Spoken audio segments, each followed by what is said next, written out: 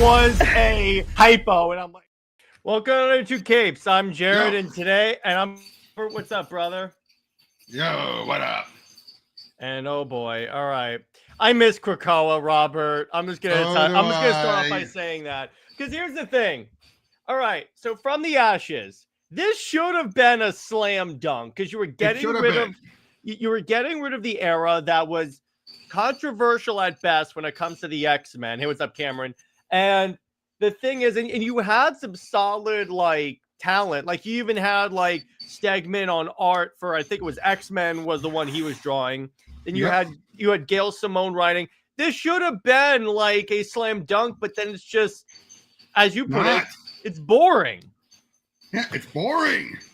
And that's the thing. It's yes, did Krakoa have its boring moments? Yeah, yes. I would say it did. But it was more rare, in my opinion, than now, because here's the thing. It's when I look at what the X-Men books are doing now, it's oh, do I care about this? The answer is no, but no. It's that point. They don't even know what they're doing. Yeah, it's ironic because when you look at the way the X-Men books were pre-House of X, Powers of 10, they were in a very similar situation where they didn't know what to do and such. No. That was the case where they knew they didn't care what to do because they thought they had a little safety area. No. I mean before Hawks and Pox. Oh yeah. Well, immediately before they knew they were going to get screwed over and Hickman was going to take over. You could tell Rosenberg was trying so hard to derail everything. Yeah, exactly. And Cameron says, okay, so here's goes. He's going to say Krakoa is a great idea, terrible execution. True. Having all the mutants be F it, let's create our own planet and live there. How do you F that up?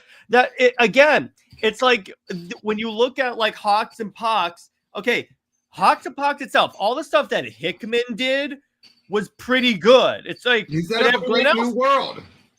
Yeah, it's what everyone else did, where it was what the hell is this?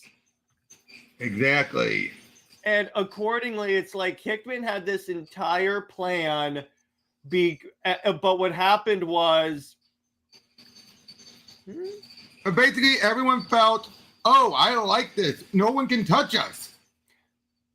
Looks like the Trinity book got delayed. Oh, really? Weeks?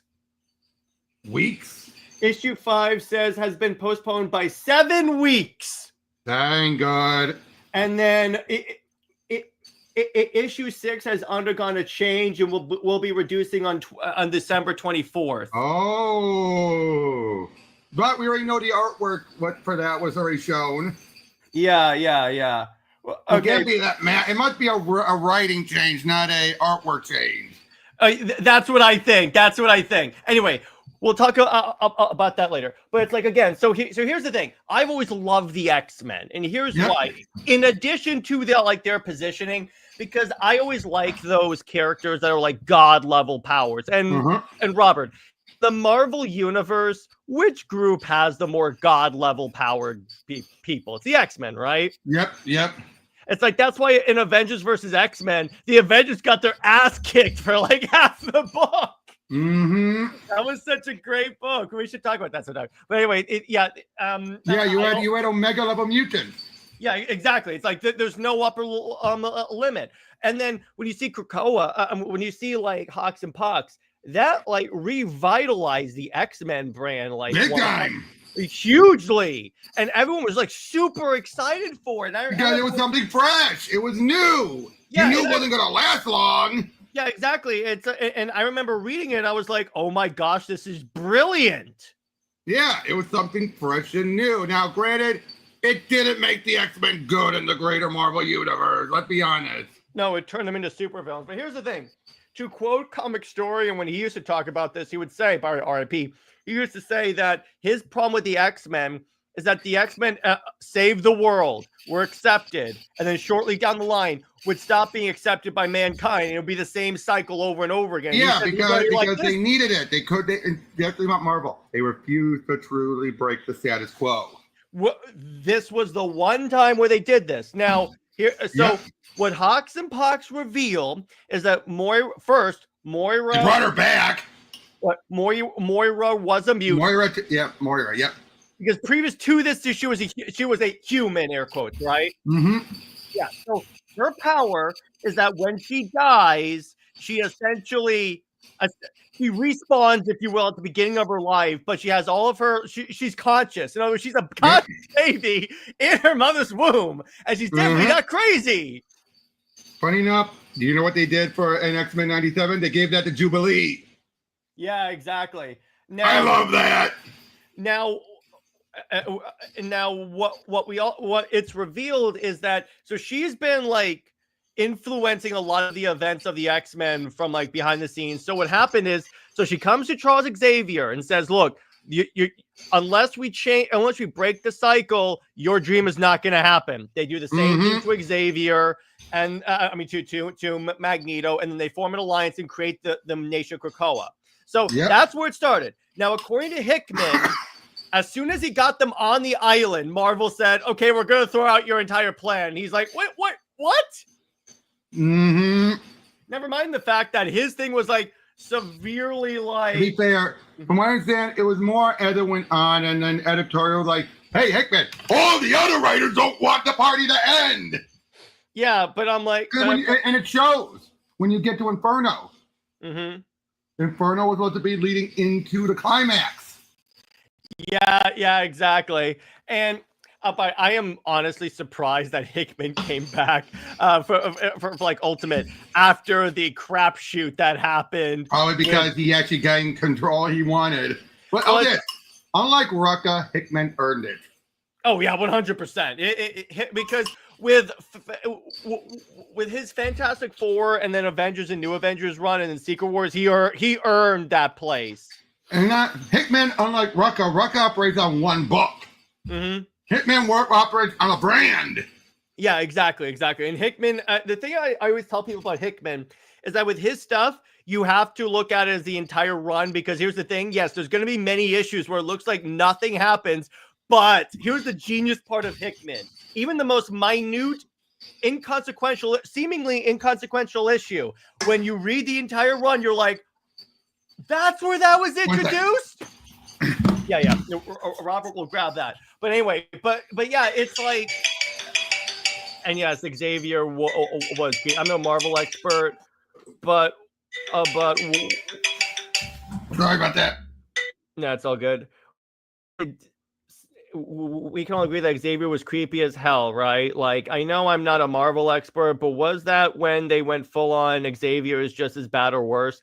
They've kind of gone back and forth on that a few times in terms of like him being creepy, because arguably in a lot of ways Magneto is in and of himself a villain to a degree, because he does do some shady stuff in the advance of his dream. So there definitely is something to like to talk about there.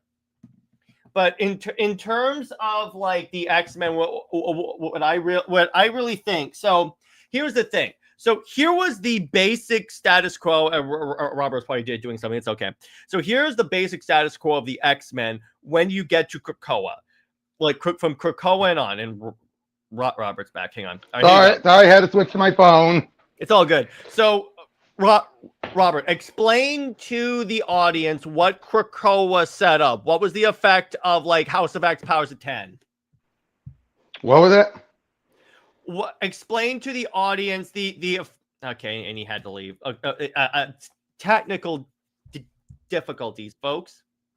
All right, explain. What was the question? Explain to the audience the effect or the aftermath of House of X powers of 10. What happened after that?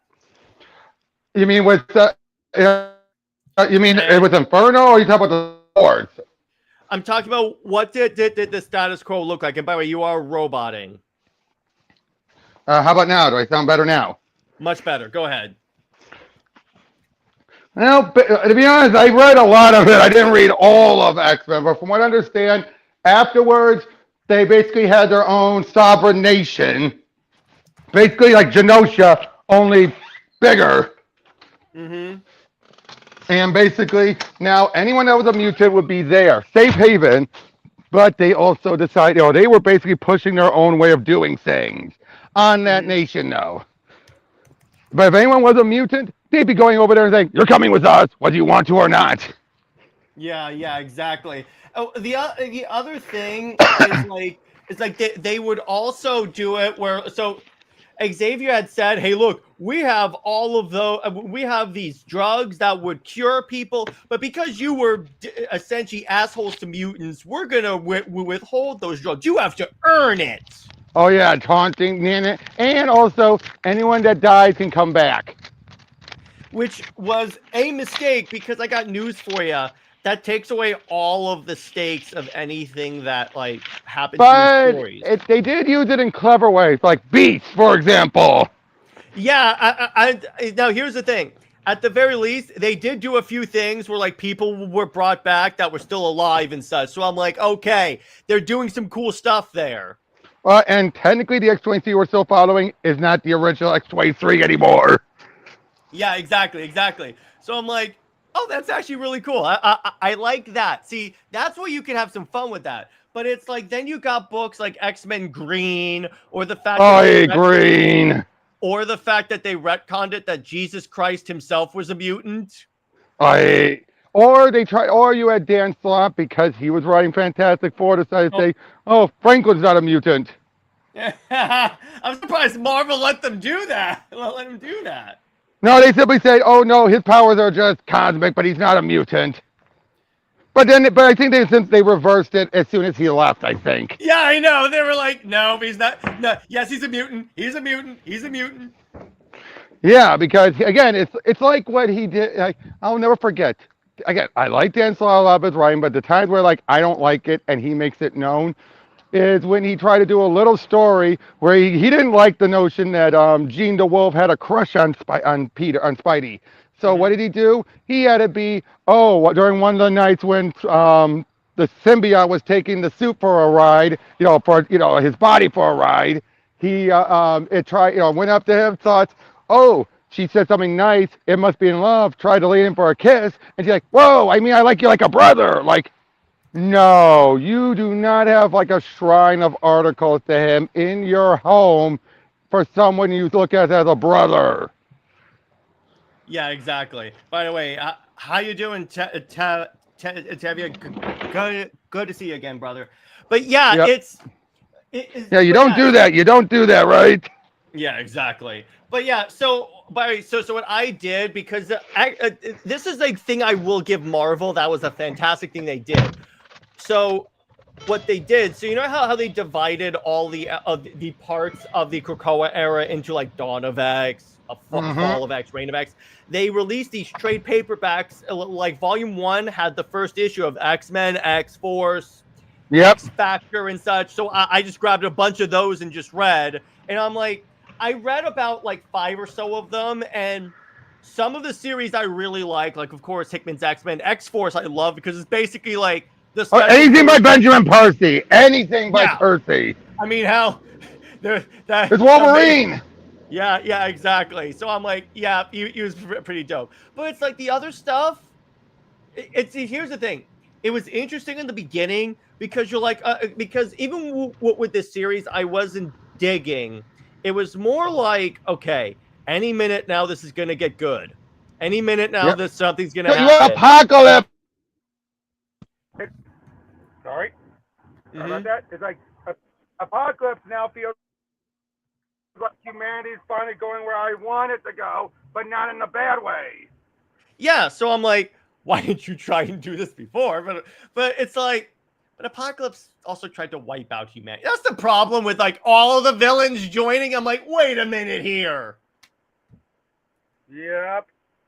That was the problem. Is too much stuff was changed all of a sudden where I'm like, what the hell is this? Anyway, so then, so you got to Fall of X, and then it imploded essentially, and essentially it was one of those not with a bang, but a whimper scenario, Yeah, and then because, it's and, go ahead. and that's when Brevor took over with From the Ashes, where after everything that happened, mutant kind are not in a good spot again, which makes sense. Mm-hmm. Would you agree? Like, this makes sense after everything they did. Yeah, exactly. So so then we get the announcement of like From the Ashes, which is essentially where mutant kind is afterwards. Now here's the thing: they start off with like the X-Men are more hated than ever before. I'm like, are they though? I'm not getting that from here. And then what? Okay, so it was at the end of Krakoa is when Kamala was turned into a mutant, right? Right beforehand, yes. Yeah, I thought about that. So then you get, so I tried a couple of the books. I think I got NYX. Actually, I think NYX is the only one that I really checked out because here's the thing about it. Mm-hmm. None of the stories were really that interesting. And here's the No. thing. Here's the way I know that it was the comics and not like the characters. In other words, here's how bad Marvel screwed up. This was during when there was a renewed interest in the X-Men because of 97. Yep. And here's So something I'm else. like, yeah, go ahead. How many of these books ended their runs on Centennial issues? Yeah, exactly. X-Force ended it. I think X-Factor might have. Mm-hmm. Yeah, exactly. They ended on special issues. And it's like, wait, you're ending it there? Yeah, exactly. Too many of them ended abruptly, and then it's like, and then the stories that were being told, it's like, oh, now Kitty Pryde is a barista, and I'm like, what? It's just, and Robert, you described it so perfectly. How would you describe From the Ashes? It starts with a B. Boring. Yes, it's like, I'm like, what? They're being too safe. Yeah, exactly. It's like Krakoa at first was successful because you took a risk.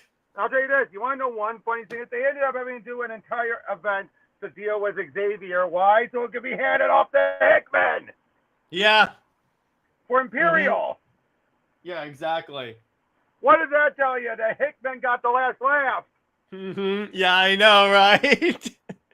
He's like, it's like Thanos. You run from it, it just brought you right back to me. And where did it bring you? Right back to me. I love that. But yeah, it's like, again, it's like what we're going on currently is there's too many books. Like, and look at what happened with one of the things that ended up leading to Brevoort dropping his Substack. It was like they canceled Phoenix so they can do a different book, and people are saying, like, well, pitch it to me. Why would I be interested in? I don't need to tell you. Yeah, it's like you should be interested in it because of the other books. And I go, bro, you have to. You're the editor. You're supposed to pitch it to people. You've been in the industry how long? That's your job. I'm like, If someone asks you, pitch it to me, you don't say, oh, if you're not going to be interested, you're not. There's nothing I can say. Dude, a good pitcher can actually get a home run. You pitched Iron Man 2020 to people, and some people pick that up. Yep. But I'm like, oh, like, it's like, again, and here's the other part. Tom Brevoort constantly, like, Substacking, and the stuff he sent in the Substack did not help at all. Especially for Spidey, and even for X-Men. Yeah, and I'm like, see, here's the thing. It's like, I started to lose respect for him with the whole Marvel Rivals thing because he made it out like he misinterpreted what the people were saying. When people said, it's like, is it gonna like reflect Marvel Rivals? What they meant was, are you actually gonna make the characters attractive and sexy like they are in the game? He thought they were talking about the characters. No, obviously not, because there's a lot of character changes in there that I wouldn't want in the comics, but they were more like the designs, in terms of like the design principles, like make them look like superheroes and such. And I gotta say, you know what the other sad thing is? We got a lot of great writers during this era, and they're not doing anything good. Yeah, exactly. You got Ewing, you got Simone, you've got, Here's the thing. Gail Simone is pissing people off with the stuff she's doing in the X-Men book. Oh, did you remember how people were afraid she was going to get rid of Rogue's accent? Mm-hmm. Remember that? Wait. People were concerned about that?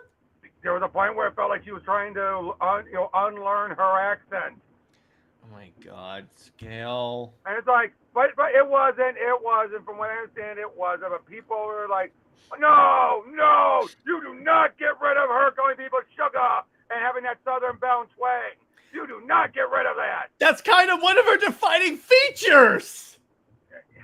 Exactly. Even though it's so funny, the only version you actually hear that heavy of a Southern twang is the '97 cartoon. Yeah, which I think is why she thought, well, no other version does it. Yeah, but you know what's kind of funny? When you look at the writers that came out of the Krakoa era, wasn't Kelly Thompson in this era? Yep. Look at that. Wonder Woman thanks you, Krakoa. Anyway, Tevia says, what happened to those good writers? Are they really that bad, or having writers write good stories, or are they hamstrung by editorial? Honestly, Tevia, if it's Marvel, I'm going with the latter, because that's what Marvel does very well. Yep, they always. Now, to a degree, let me be clear. Some editorial interference is necessary because you want to make sure, A, the stories make sense, and B, the characters aren't acting out of character. But Marvel turns it into like a prison sentence. And I'm like, that's probably why you don't get that large amount of creativity if you. And so far, the only X book, by the way, that I'm reading is Emma Frost. And yes, I will. That's a flashback book. That's the funny part. It has nothing to do with this crap. Can I tell you one thing, though, that kind of does annoy me about the book? I love the cover artist, but why does his DNA thing take up so much of the cover? Oh, you mean his signature? Yeah, he does that he did that even on the Wonder Woman book that he did covers for. Yeah, it's so annoying. Yeah, I'll give you that. Cameron says, honestly, I'm gonna be honest. The last X-Men comic I ever read, even paid attention to, was when Beast. Oh boy, that's He Who Must Not Be Named. And no, they're not still around. Oh boy. Nope. But then I will tell you this. Not only that, but you have this upcoming. No, you have two Age of Apocalypse storylines going on, and of course, I will admit it's funny. The reason why it happened. The original were just going to do the Jeff Loeb one. They weren't sure if it was going to work. Be able to make it. So they decided, okay, we'll do this one instead. The other one they're doing, the Revelation one. And it's like, oh, wait, I could do it. Oh, well, then we'll do both. Mm-hmm. Yeah, exactly. I give that. At least they didn't drop the other one. Mm-hmm. Yeah, exactly. And now you have all these other books that's coming out. It includes, Iron Frost and everything. Which, because here's the thing, Iron Man. I can't see. Here's the funny part. During the Fall of X period, the funny part is like Iron Man all of a sudden became an X-Men character because he married Emma and was fighting Furlong. I love that interaction so much. That's like, as soon as I saw Iron Frost, I was like, pre-order, move on. I want that. That's so good. Not only that, but you have to thank for that. Who? Mark Waid. Thank you. Oh yeah. Explain that, Robert. Okay. This is so good. I brought this when I had Mark Waid last on. I talked to him about history of the Marvel Universe, and I said, so are you telling me they had the marriage, because they mentioned Emma and Tony getting married at the end, and they're like, did you plan this? And he's like, no. It was a case where we threw that out there as a possible thing, and then editor decided, let's use some of these ideas. Yeah, I mean, it's a possible future, and then it's like, oh, okay. And plus, here's the thing. Emma and Tony... he agreed. They're so narcissistic. Yeah, that's actually a pairing that actually, until I read that book, I never realized how well they work together. I'm like, oh, wow, okay. They actually end with Emma giving Tony back the money and what's his fortune, and what's the first thing they do next run? Away. And I'm like, see, here's the problem with Iron Man. He he is truly Marvel's Batman in that Marvel repeats the same story for him that they do for Batman. It's like he loses his money, and I go, what? Yeah, it's like seriously. And here's the thing: then you get Insurgent Iron Man, which was okay. It went on for way too long. I'm like, can we get back to cool Iron Man, please? Yeah. I mean, the sword's cool. Don't get me wrong, but it's like after a while, I was like, I miss the old suit. And then Avengers had the infinitely cooler suit, and I'm like, my favorite part of Iron Man with Emma is like she turns into a diamond and he blasts her with his repulsors, and it creates light. Essentially, it like scatters the repulsor blast. By the way, let me answer Tevia's question. Why have two? Because again, they didn't want to basically, again, one was originally going to be done, but then they weren't sure Loeb was able to finish it. So then they would decide we'll do the other one then. Then Loeb was able to finish it, and then it's like, oh, okay. But they didn't want to tell Loeb, oh, never mind. It's like, no. They wanted to make sure, like, let's do both. Yeah. So and then you know the one thing that's annoying me about that Age X-Men of Apocalypse? What? Is that it's doing exactly what happened with Onslaught Reborn, ignoring every other appearance of Age of Apocalypse and treating it like this is the follow-up. Mm-hmm. Like seriously, you're ignoring every canon crossover that the X-Men had with Age of Apocalypse to treat it like, nope, none of that's canon anymore. Yeah, I'll give you that. Yeah, exactly. By the way, Cameron. Yeah. Here's the thing. Yes, Bruce has relatively lost his fortune, but the problem is in the previous run, he lost it and then gained it back. That's my problem. They lose it for that story. He gets it back. Then the next writer loses it. Batman, though, it didn't do much to the story. Yeah, because here's the thing. It's like even when Tenian said he found rich people problematic, which I'm like, why would you say that? But anyway, it's like, you notice they kept him rich enough so he still had like the brownstone, which still had bat technology. And I'm like, nothing changed here. That's why I don't find Batman as frustrating as Tony. Because Tony, they keep making it a major plot point. Yeah, exactly. And I'm like, or it's like all of a sudden he's dealing with labor disputes and strikes at Stark Industries. And I go, this is so boring. It is. It's like to your point, and I'm like, but anyway, well, actually, that helps too because it's like with the X-Men, they focus too much. First off, they gave too many people books, and second off, it's like they focus on the stupidest stuff. Like all of a sudden, they did a book where like Boom Boom, I think it's like the Cuckoos and maybe like Magic went on a drinking binge, and I go, why am I reading this? The X-Terminators, and that one is one of the most disgusting. That was Leah Williams. That all my questions were answered, brother. All of my questions were answered, my friend. And I almost bought that because Jubilee was in that book, but I'm like, no, I don't love Jubilee that much. Is that the one where Boom Boom goes his beer o'clock? Ass word for a woman? Something like that, yes. Why?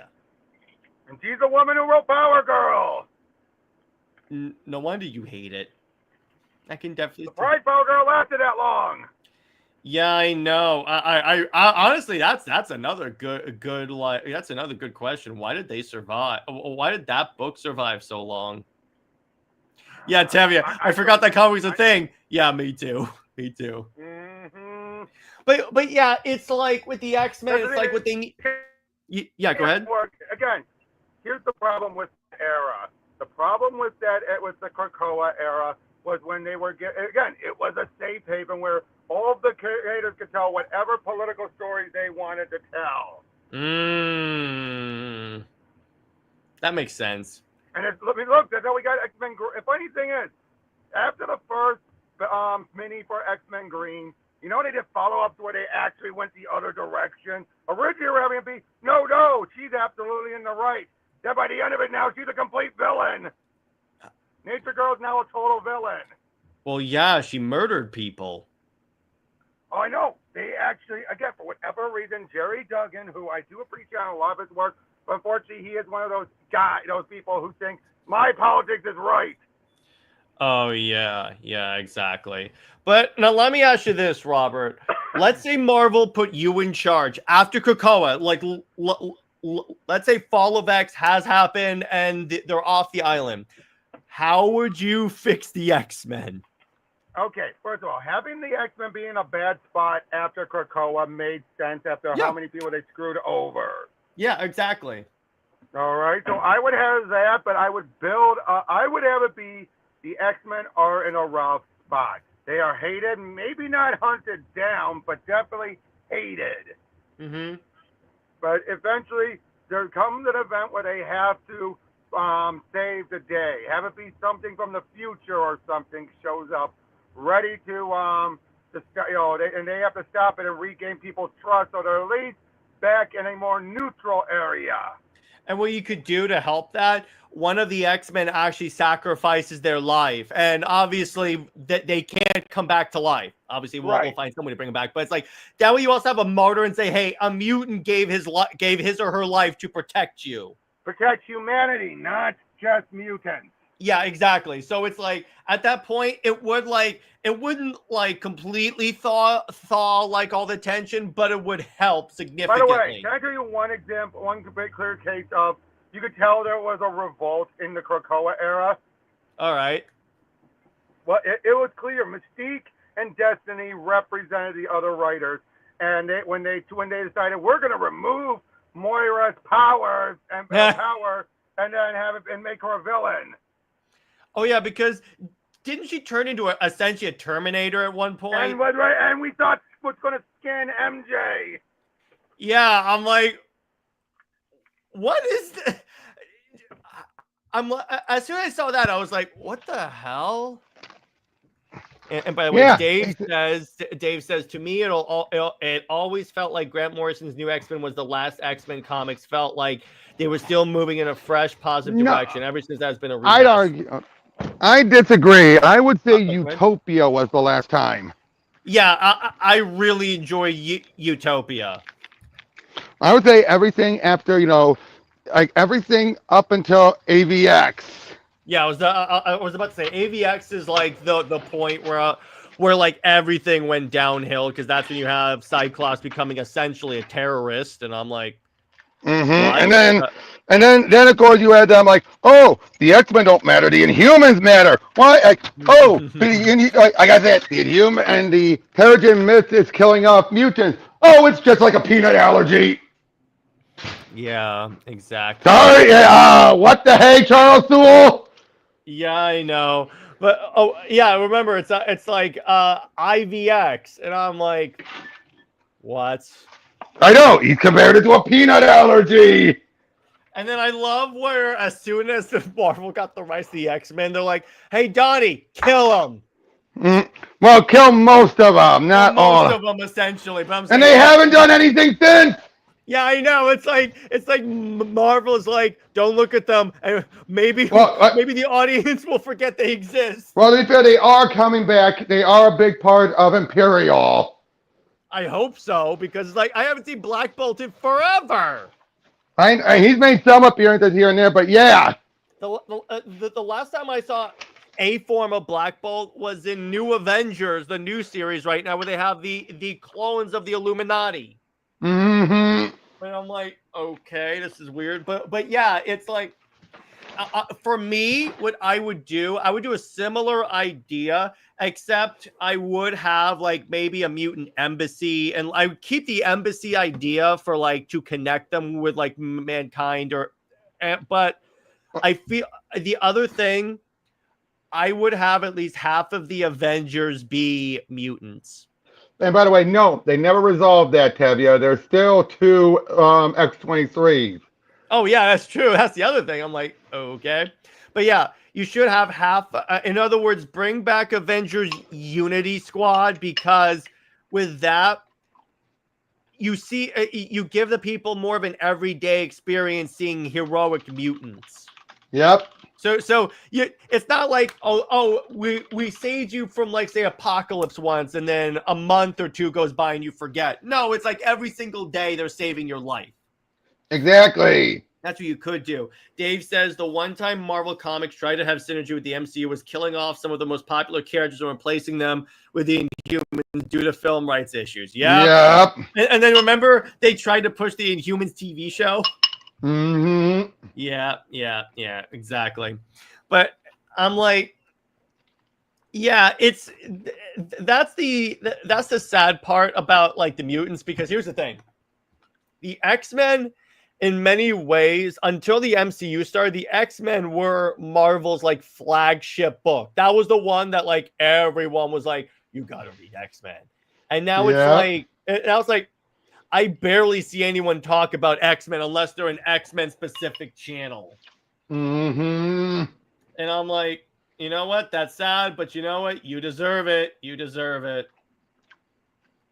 Agreed. But yeah, but the other thing that I want to talk about real quick is like, let's say you could build your own X-Men team. What would that? By the way, real quick before we do that, the other thing that the X-Men office did doing Krakoa, but apparently they're going to bring it back.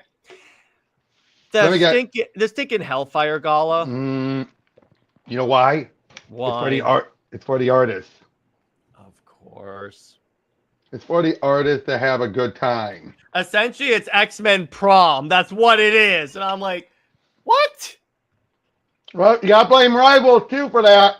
Oh yeah. Oh, remember when they tried to do an actual Hellfire Gala? I think it was at New York Comic Con, and like it was a dud. Yep. Maybe no one really cared because none of those stories are like big draws for me. It's like, okay, do I want to see X-Men like dance and prance around with celebrities? No. Why would I care? Mm-hmm. But yeah, exactly. But I love where right when Krakoa ends, I don't blame this on Marvel Rivals, but Marvel Rivals is doing the Krakoa era, and I'm like, but this just ended. I know. But it wasn't their fault. Let me put it that way. It wasn't their fault. And it was the longest lasting season. I know, right? All right. So Robert, if you could build an X-Men team, who would be on your X-Men team? And by the way, the same question goes for you guys in the chat. Okay, I'd say Wolverine and Cyclops, obviously. Mm-hmm. Jubilee, because Jubilee's always been one of my favorites. Wait, what's the number of, how many members? Okay, let's say 5. 5? That's pretty small for their team, but wait, how about 7? How about 7? Yeah, it was about go ahead. Okay, so yeah, Jubilee, Nightcrawler, Colossus, Rogue, and what would be a good something? Because I know it might come up on being safe, but Armor. Okay, that's a good one. I like that. Then you know what? Drop Colossus. Armor could fill in for Colossus, so drop that. Then too bad I can't bring Molly from Runaways. Too bad. I didn't say. Ooh. I really want an out there one. Something that's really out there. Sage. Who's Sage? She's the one that's always wearing the glasses and everything. She's like a human computer.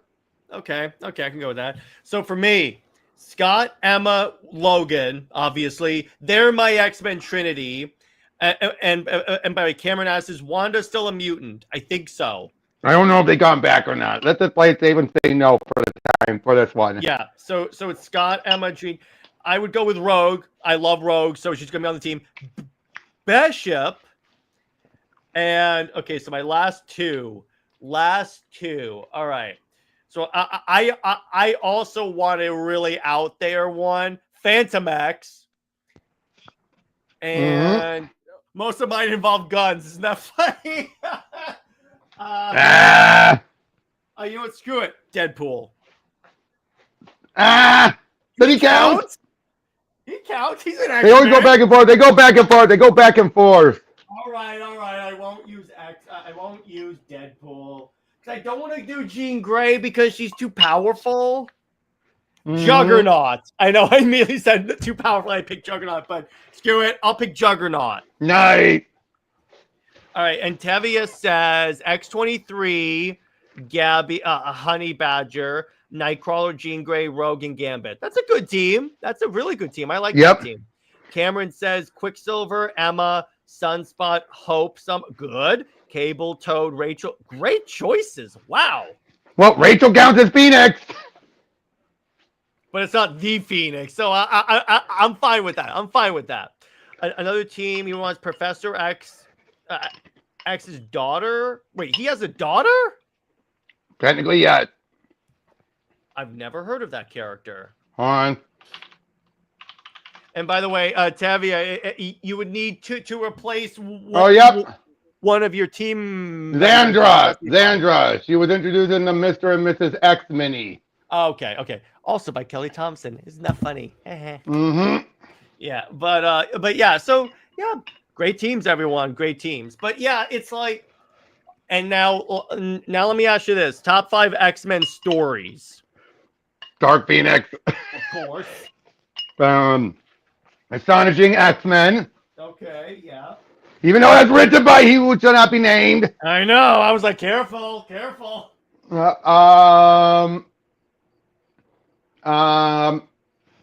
The Messiah trilogy. Okay, yes. The entire trilogy. Rise and Fall of the Shi'ar Empire.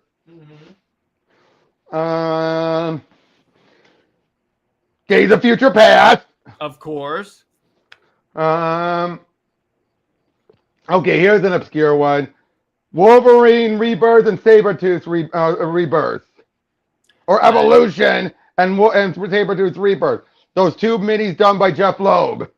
That is obscure, but great pull. So for me, Second Coming, because that's the only one of the Messiah trilogy I read. So I'm going with the one I love that story. House of X, Powers of 10, Phoenix Saga, obviously. Days of Future Past. Obviously. Yeah, that's one of those you have. Actually, you know what? Drop that last one for me. Drop it and replace that with God Loves, Man Kills. Yeah, I'll give you that. And then my 5th one, I'm trying to go with a relatively like obscure one to really. Oh, and Dave gave his team, by the way.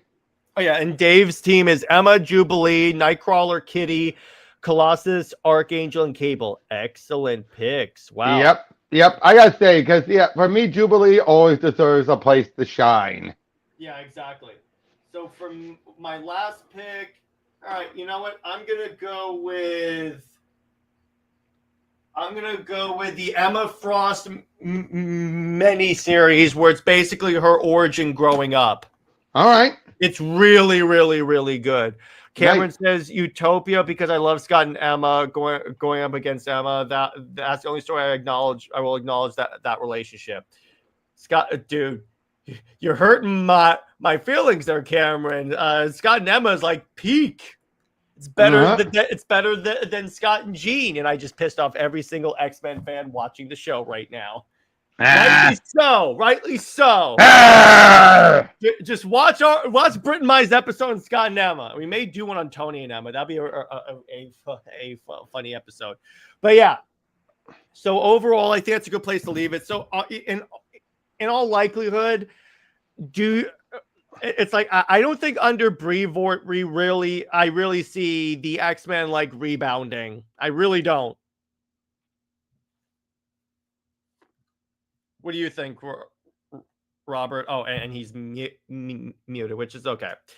Tevia says X-Force from early 2000s for me. Phoenix. Okay, good. I like that.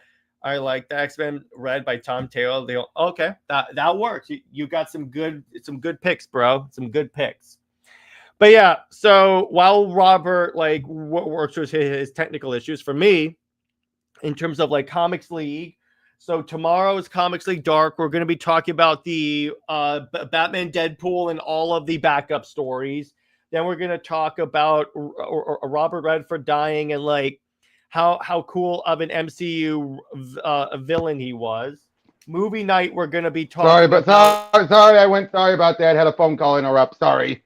Yeah, it's all good. And then for movie night, we're going to be talking about Zack Snyder's Justice League. And since it's Batman Day, we'll try and center it around Batman. But I don't know. We'll see. We'll see. Wait, what do you guys think of the mutant factions? Do you think there are too many?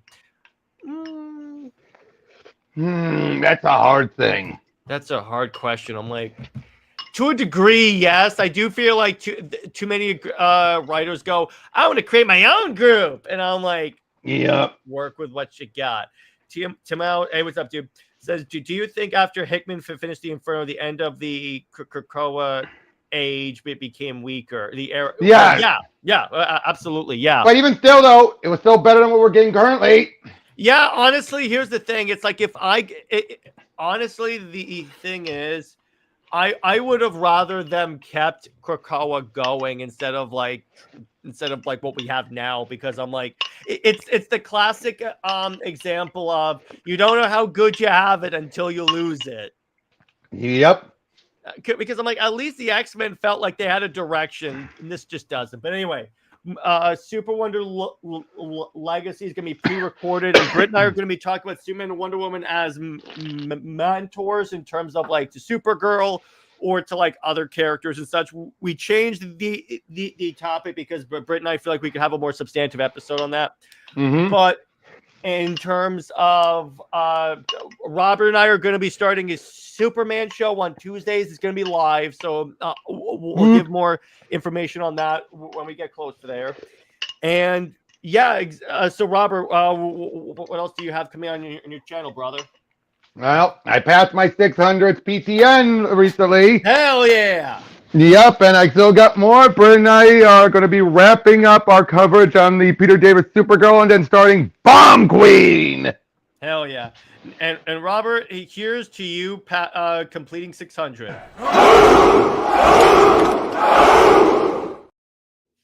Ow! Yeah, I love that. I think I brought more warriors than you. Yeah, I know. And by the way, we're 11 episodes away from getting to 300 on this one. So we'll cover the 300 comic for sure on that. But yeah, so I think that's a good place to leave it. So stay heroic, everyone. Remember, Lois Lane is Lois Lame.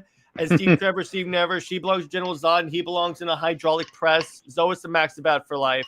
I'll see you guys later. Bye-bye. Wrong clip.